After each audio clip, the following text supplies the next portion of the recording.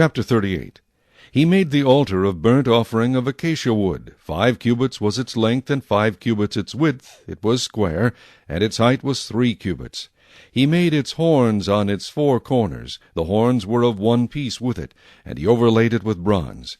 He made all the utensils for the altar, the pans, the shovels, the basins, the forks, and the fire pans. All its utensils he made of bronze. And he made a grate of bronze network for the altar, under its rim, midway from the bottom.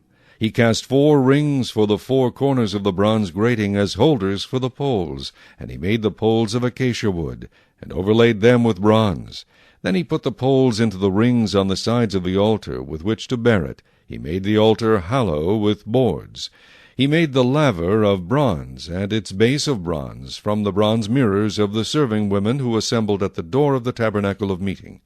Then he made the court on the south side. The hangings of the court were of fine woven linen, 100 cubits long. There were 20 pillars for them, with 20 bronze sockets. The hooks of the pillars and their bands were silver.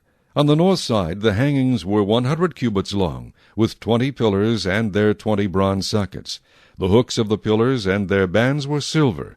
And on the west side there were hangings of 50 cubits, with 10 pillars and their 10 sockets.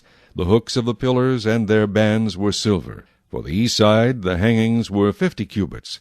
The hangings of one side of the gate were 15 cubits long, with their 3 pillars and their 3 sockets. And the same for the other side of the court gate. On this side and that were hangings of 15 cubits, with their 3 pillars and their 3 sockets. All the hangings of the court all around were of fine woven linen. The sockets for the pillars were bronze. The hooks of the pillars and their bands were silver, and the overlay of their capitals was silver, and all the pillars of the court had bands of silver. The screen for the gate of the court was woven of blue, purple, and scarlet thread, and of fine woven linen. The length was 20 cubits, and the height along its width was 5 cubits, corresponding to the hangings of the court. And there were 4 pillars with their 4 sockets of bronze. Their hooks were silver, and the overlay of their capitals and their bands was silver. All the pegs of the tabernacle and of the court all around were bronze. This is the inventory of the tabernacle of the testimony, which was counted according to the commandment of Moses, for the service of the Levites, by the hand of Ithamar, son of Aaron the priest.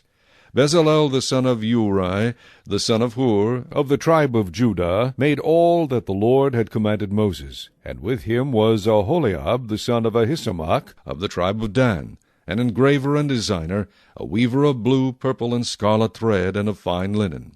All the gold that was used in all the work of the holy place, that is, the gold of the offering, was 29 talents and 730 shekels, according to the shekel of the sanctuary. And the silver from those who were numbered of the congregation was 100 talents and 1,775 shekels, according to the shekel of the sanctuary.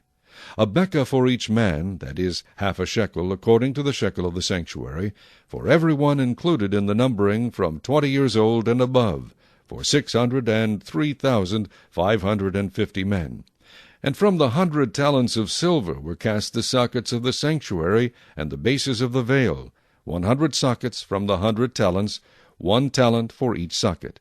Then from the 1,775 shekels he made hooks for the pillars, overlaid their capitals, and made bands for them.